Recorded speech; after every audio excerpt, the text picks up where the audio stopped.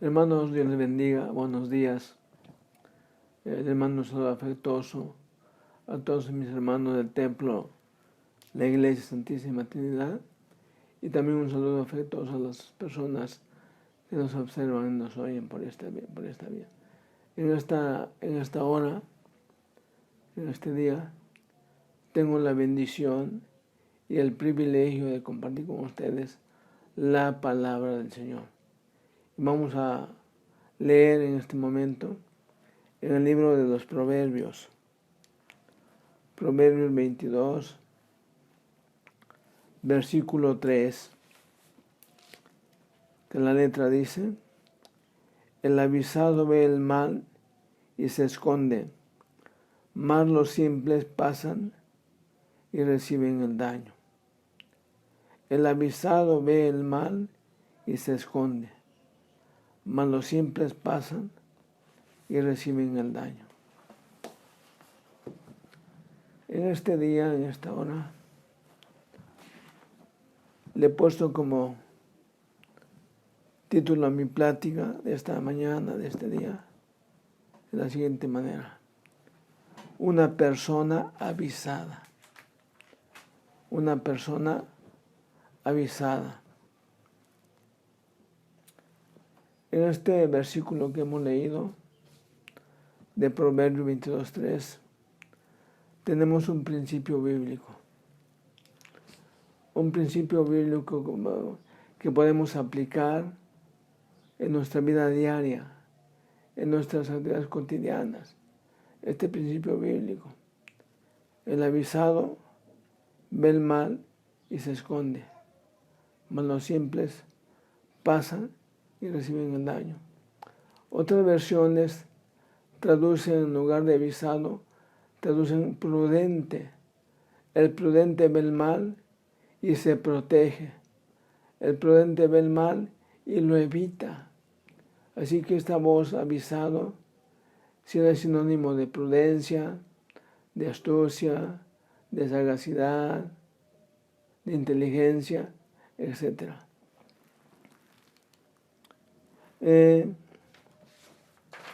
Estaba observando que ya llevamos llevamos más de 6 meses ya con esta pandemia viral del COVID-19. Desde marzo hasta la fecha, ya hace más de 6 meses. Y estaba ahí investigando las estadísticas al respecto, y bueno, encontré que a la fecha, hasta septiembre, ha habido más de 78,000 defunciones. Esto es, más de 78,000 muertes. Más de 750 contagiados. Ya casi vamos para 1,000,000 de contagios. Y sigue habiendo defunciones. Sigue habiendo contagios. El peligro no ha pasado. Aún continúa. El doctor Hugo López Gatell Ramírez diariamente da sus conferencias y nos mantiene al tanto de esta pandemia aquí en nuestro México. En México estamos ahorita en una semáforo naranja. Nesa igual está naranja. En Nesa ha habido más de 7,000 muertos y contagios.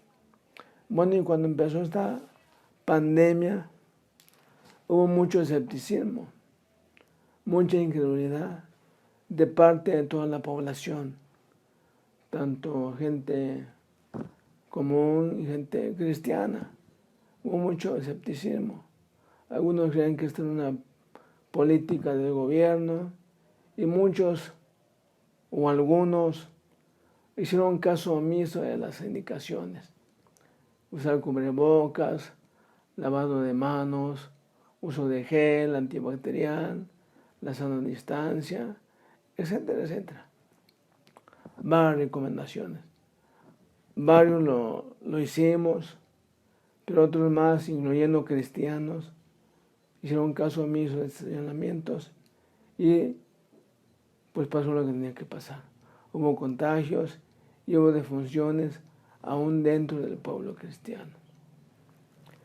En esta hora, en este día, yo quiero hablarles a través de la Biblia hablarles de un ejemplo sobre este principio bíblico que podemos aplicar en nuestros días.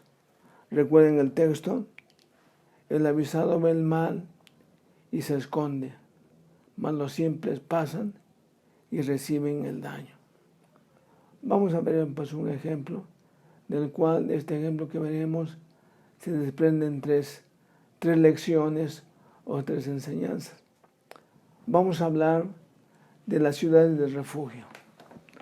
Las ciudades de refugio. Quiero para eso leer aquí en el libro de Josué,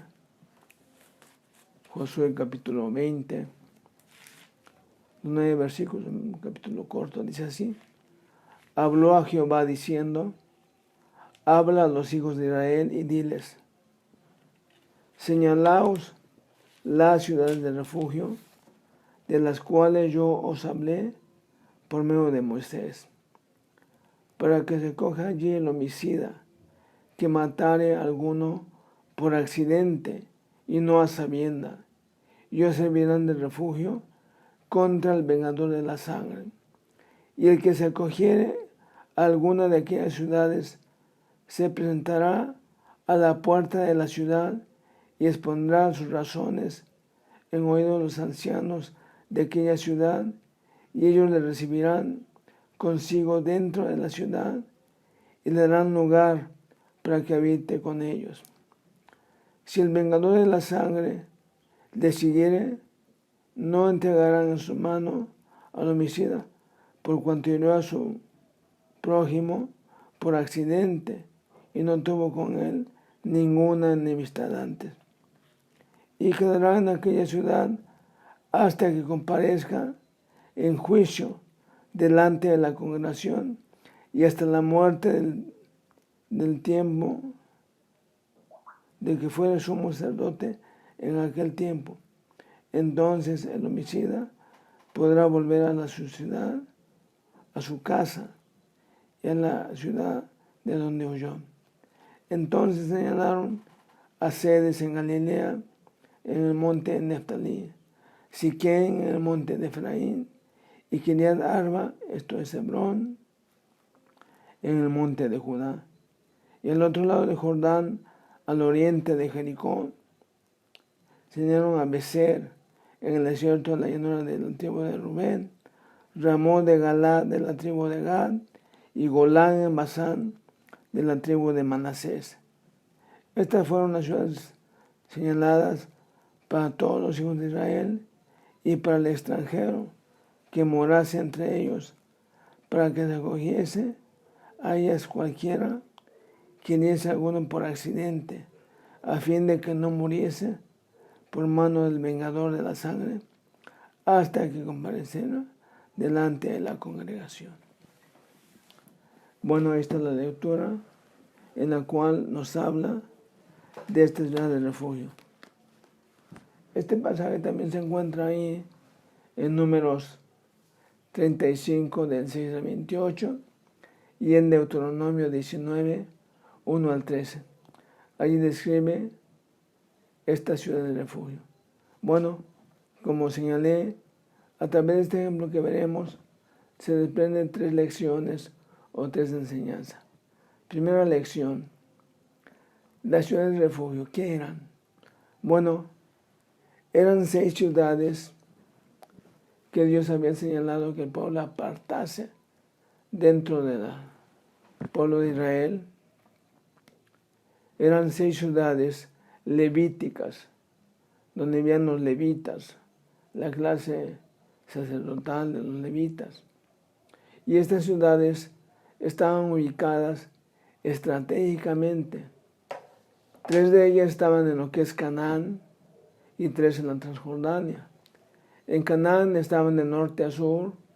Al norte estaba Sedes, estaba en Galilea, en el monte de Neftalí. Al centro estaba Siquén, en el monte de Efraín. Y al sur estaba Kiriat Arba, que es Hebrón, en el monte de Judá. Y en la Transjordania, o sea, al otro lado del oriente, al otro lado de Jordán, estaban otras 3 ciudades. Al norte estaba Golán, en Basán, en la tribu de Manasés. Al centro estaba Ramot, en Galad, en la tribu de Gad. Y al sur estaba Beser, en el desierto, en la llanura de la tribu de Rubén. Esta es la ubicación de estas ciudades estratégicamente, norte, centro y sur. No estaban muchas unas de otras, ubicadas en lugares muy visibles para que se pudieran observar, pudieran ver dónde estaban ubicadas.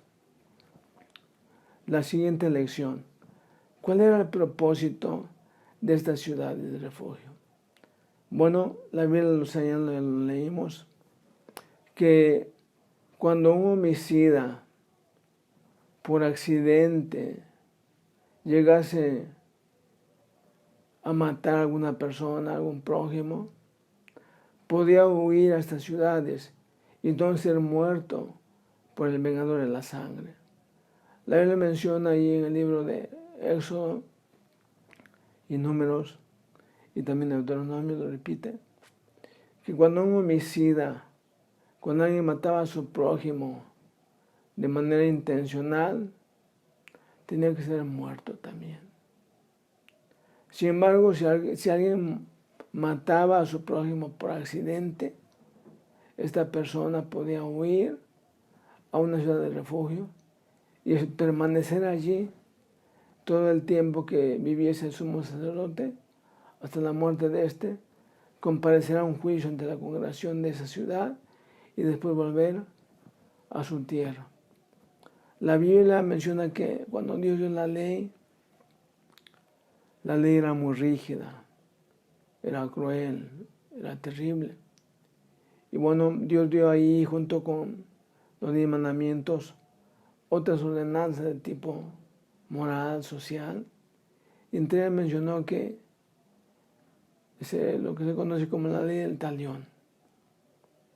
Si alguien lesionaba, agredía, hería o mataba a una persona, tiene que ser juzgado de la misma manera.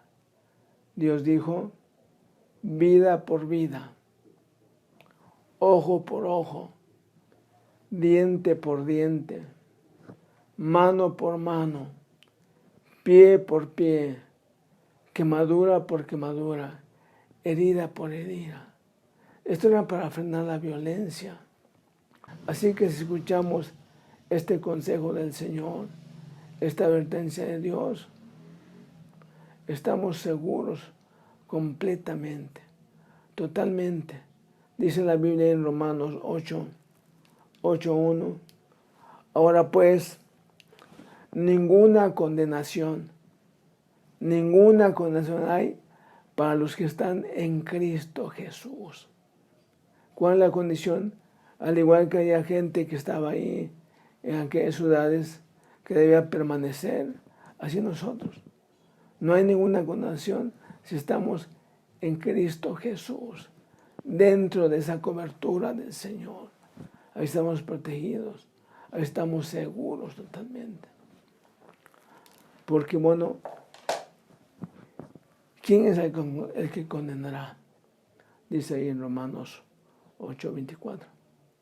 ¿Quién es el que condenará?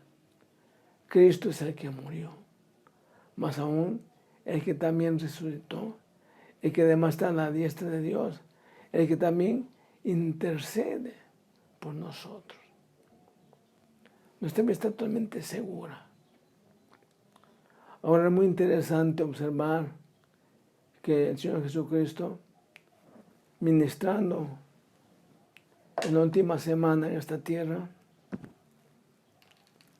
Él ora por sus discípulos. Y en esa oración menciona varias cosas muy interesantes. Y Él menciona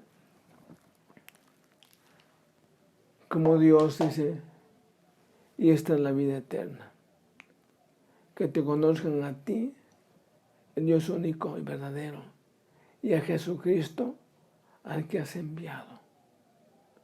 Y en el capítulo 15 de San Juan, Si leemos el versículo 1 hasta el versículo 10 del capítulo 15, vamos a encontrar la palabra permanecer por más de 10 veces. El que no permaneciera en mí no puede llevar fruto. Pero si permanecemos en el Señor, llevaremos mucho fruto. Si permanecemos en Jesús, nuestras oraciones serán escuchadas.